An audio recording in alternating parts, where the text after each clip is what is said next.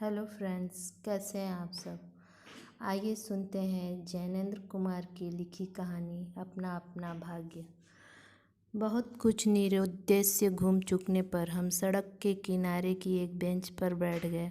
नैनीताल की संध्या धीरे धीरे उतर रही थी। रुई के रेशे से भाप के बादल हमारे सिरों को छू छू कर बेरोक घूम रहे थे। हल्के प्रकाश और अंधियारी रंग कर कभी वे नीले दिखते, कभी सफ़ेद, और फिर देर में अरुण पड़ जाते थे। वे जैसे हमारे साथ खेलना चाहते थे। पीछे हमारे पोलो वाला मैदान खाली था। सामने अंग्रेजी का एक प्रमोद गृह था, जहाँ सुहावना रसीला बाजा बज रहा था, और पार्श्व में था वही सुरमई अनुपम नैनीताल। ताल में किश्तियाँ अपने सफ़ेद पाल उड़ाती हुई एक दो अंग्रेज यात्रियों को लेकर इधर से उधर और उधर से इधर खेल रही थी। कहीं कुछ अंग्रेज एक एक देवी सामने प्रतिस्थापित कर अपनी सुई सी शकल की डोंगरियों को मानो शर्त बांध कर सरपट दौड़ रहे थे। पीछे पोलो लान में बच्चे किलकारियाँ मारते हुए हॉकी खेल रहे थे। शोर, मारपीट, गाली गलौज भी जैसे खेल का ही अंश था। इस मलाल खेल को उतने क्षणों का उद्देश्य बना वे बालक अपना सारा मन, सारी देह, समग्र बल और समूची विद्या लगाकर मानो खत्म कर देना चाहते थे। उन्हें आगे की चिंता न थी, बीते का ख्याल न था। वे शुद्ध तत्काल के प्राणी थे। वे शब्द की पूर्ण सच्चाई के साथ जीवित थे। सड़क पर से नर नारियों का अविरल प्रवाह आ रहा था और जा रहा था। उसका न ओर था न छोर।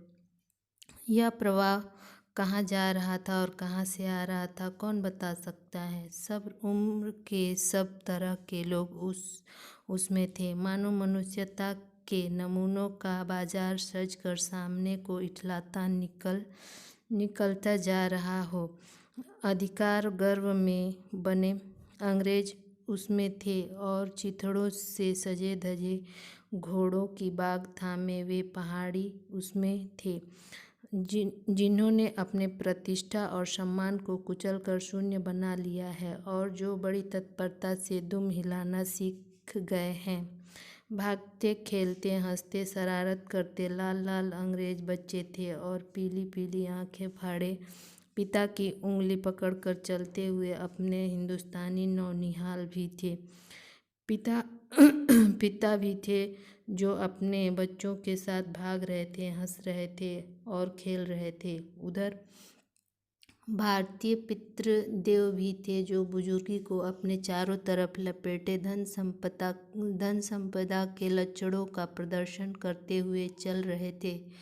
अंग्रेज रमणियाँ थीं, जो धीरे धीरे नहीं चलती थीं, तेज तेज चलती थीं। उन्हें न चलने में थकावट आती थी, न हंसने में मौत आती थी। कसरत के नाम पर घोड़े पर भी बैठ सकती थीं, और घोड़े के साथ साथ जरा जी होते ही किसी किसी हिंदुस्तानी पर कोई भी फटकार सकती थी। वह दो तीन, तीन चार की टोलियों में निशंक निरापद इस प्रवाह में मानो अपने स्थान को जानती हुई सड़कों पर चली जा रही थी। उधर हमारी भारत की कुल लक्ष्मी सड़क के बिल्कुल किनारे दामन बचाती और संभालती हुई साड़ी की कई तहों में सिमट सिमट कर लोक लाज, स्त्रीत्व और भारतीय गरिमा के आदर्श को अपने परिवेष्टनों में छिपा कर सहमी सहमी धरती में आंखें गाड़ी कदम कदम बढ़ा रही थी। इसके साथ ही भारतीय का एक और नमूना था, अपने कालेपन को खुरुच खुरुच कर बहा देने की इच्छा रखने वाले अंग्रेजीदा पुरुषोत्तम भी थे, जो निगेटिवों को देखकर मुंह फेर लेते थे, अंग्रेज को देखकर आंखें बिछा देते थे और दुम हिलाने लगते थे। जैसे वह अकड़ कर चलते थे, मानो भारत भूमि को इसी अकड़ के साथ कुचल कुचल कर उन्हें यह अधिकार मिला है। घंटे के घंटे सरक गए। अंधकार गाढ़ा हो गया। बादल सफ़ेद होकर जम गए। मनुष्यों का वह तांता एक एक कर छीड़ हो गया। अब इक्का दुक्का आदमी सड़क पर छतरी लगाकर निकल रहा था। हम वहीं के वहीं बैठे थे। सर्दी सी मालूम हुई। हमारे ओवरकोट भीग गए थे। पीछे फिर कर देखा, वह लाल बर्फ की चादर की तरह बिल्कुल स्तब्ध और शून्य पड़ा था। सब सन्नाटा था। तल्ली ताल की बिजली की रोशनियां दीप मल्लिका सी जगमगा रही थी। वह जगमगाहट 2 मील तक फैले हुए प्रकृति को जल दर्पण पर प्रतिबिंबित हो रही थी और दर्पण का कांपता हुआ लहरें लेता हुआ वह जल प्रतिबिंबों को 100 गुना 1000 गुना कर उसके प्रकाश को मानो एकत्रित कर पुंजीभूत करके व्याप्त कर रहा था। पहाड़ों के सिर पर रोशनियां तारों सी जान पड़ती थीं। हमारे देखते ही देखते एक घने पर्दे ने आकर इन सबको ढक दिया। रोशनियां मानो भर गईं, जगमगाहट लुप्त हो गई। वह काले काले भूत से पहाड़ भी इस सफ़ेद पर्दे में छिप गए। पास की वस्तु भी न दिखती थी, मानो वह घनीभूत प्रलय थी। सब कुछ इस घनी गहरी सफ़ेदी में दब गया। एक शुभ्र महासागर ने फैलकर संसृष्टि के सारे अस्तित्व को डुबो दिया। ऊपर नीचे चारों तरफ विनिर्वेद्य सफ़ेद शून्यता ही फैली हुई थी। ऐसा घना कोहरा हमने कभी न देखा था। वह टप टप टपक रहा था। मार्ग अब बिल्कुल निर्जन चुपचाप था। वह प्रवाह न जाने किन घोंसलों में जा छिपा था। उस बृहदाकार शुभ्र शून्य में कहीं से 11 बार टन टन हो उठा, जैसे कहीं दूर कब्र में से आवाज़ आ रही हो। हम अपने अपने होटलों के लिए चल दिए।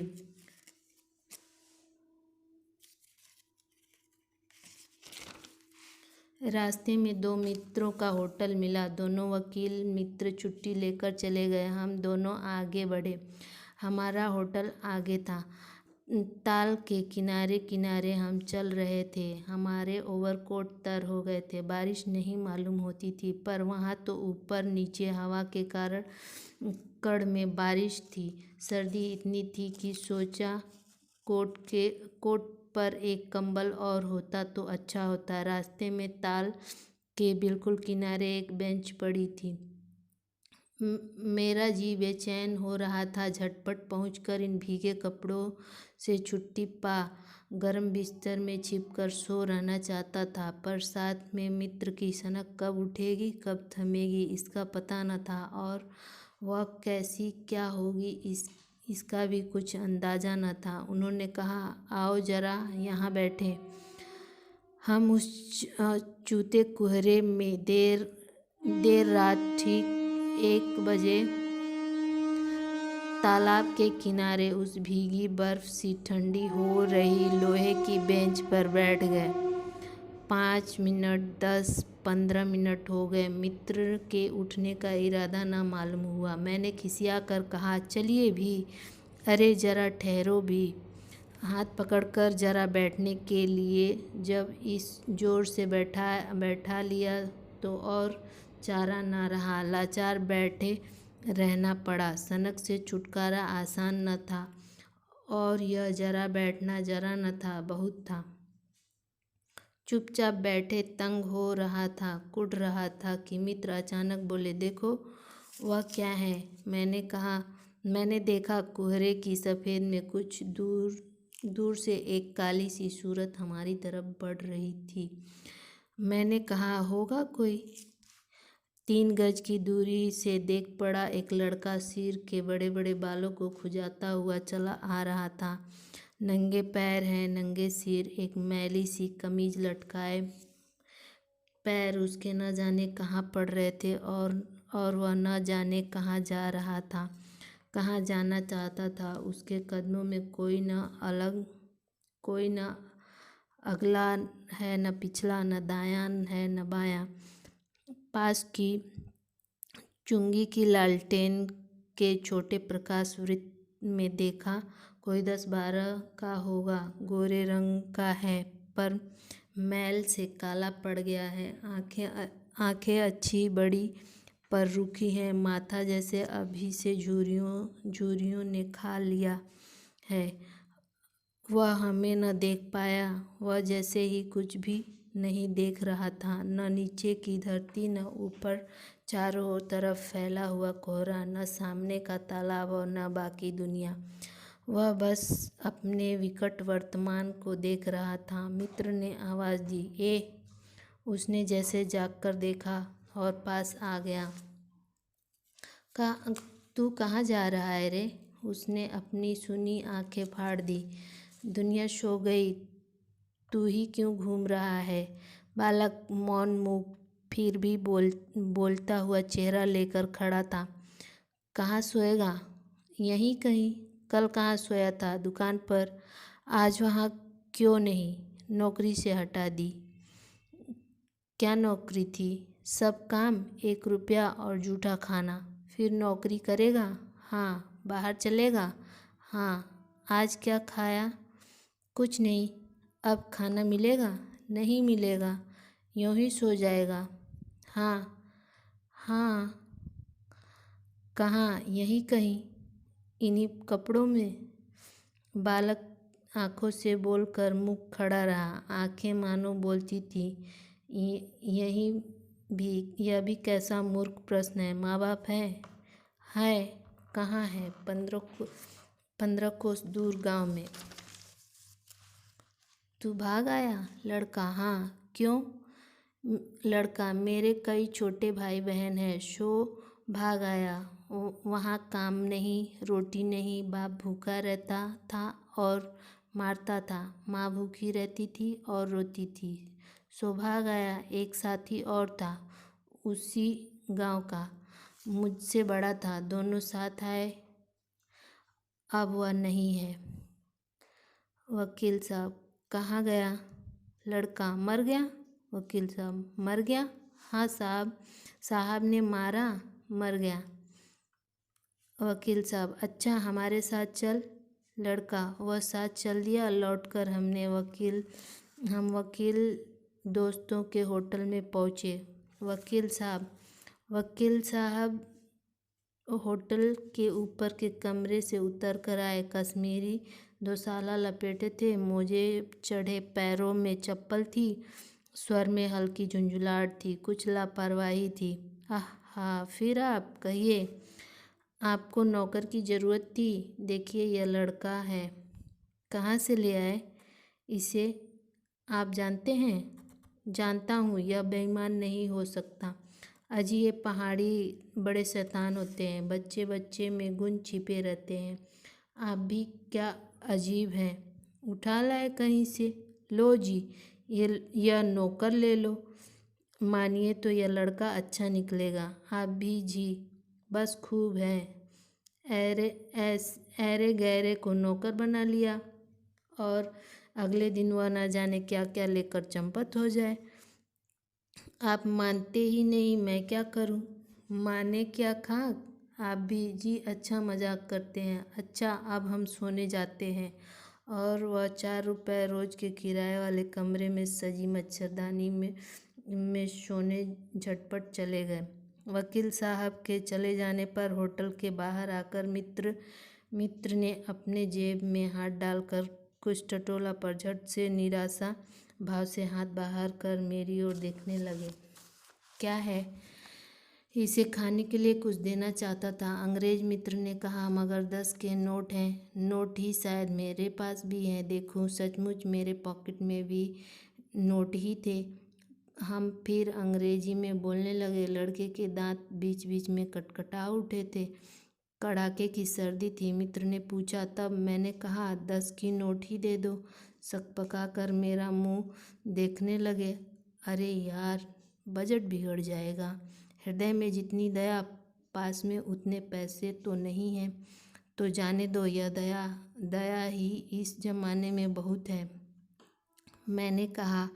मित्र कुछ चुप रहे, कुछ सोचते रहे, फिर लड़के से बोले, अब आज तो कुछ नहीं हो सकता, कल मिलना, वही होटल डी पब जानता है, वहीं कल 10 बजे मिलेगा। हाँ, कुछ काम दे देंगे हुजूर। हाँ हाँ, ढूंढ दूंगा। तो जाऊं? हाँ, ठंडी सांस खींचकर मित्र ने कहा। कहाँ सोएगा? यहीं कहीं बेंच पर, पेड़ के नीचे, किसी दुकान की भट्टी में। बालक फिर उसी प्रेत गति से एक ओर बढ़ा और कुहरे में मिल गया। हम भी होटल की ओर बढ़े। हवा तीखी थी, हमारे कोटों को पार कर बदन में तीर सी लगती थी। सिकुड़े हुए मित्र ने कहा, भयानक अतीत है उसके पास, कम, बहुत कम कपड़े। यह संसार है यार। मैंने स्वार्थ की फिलॉसफी सुनाई। चलो पहले बिस्तर गरम गरम हो लो, फिर किसी और की चिंता करना। उदास होकर मित्र ने कहा, स्वार्थ जो कहो, लाचारी कहो, निठुराई कहो या बेहाई कहो। दूसरे दिन नैनीताल स्वर्ग के किसी काले गुलाम पशु के दुलारे का वह बेटा, वह बालक निश्चित समय पर हमारे होटल डी पब में नहीं आया। हम अपनी सैर खुशी खुशी खत्म कर चलने को हुए। उस लड़के की आस लगाए बैठे रहने की ज़रूरत हमने न समझी। मोटर में सवार होते ही थे कि यह समाचार मिला कि पिछली रात को एक पहाड़ी लड़का सड़क के किनारे पेड़ के नीचे ठिठुर कर मर गया। मरने के लिए उसे वही जगह, वही 10 बरस की उम्र और वही काले चितड़ों की कमीज मिली। आदमियों की दुनिया ने बस यही उपहार उसके पास छोड़ा था। पर बताने वालों ने बताया कि गरीब के मुंह, छाती, मुट्ठी और पैरों पर बर्फ की हल्की सी चादर चिपक गई थी, मानो दुनिया की बेहाई ढकने के लिए प्रकृति ने शव के लिए सफ़ेद और ठंडे कफन का प्रबंध कर दिया था। सब सुना और सोचा, अपना अपना भाग्य। अगर जो हम मेरी कहानी पसंद आई हो तो चैनल को सब्सक्राइब और लाइक ज़रूर करिए। धन्यवाद।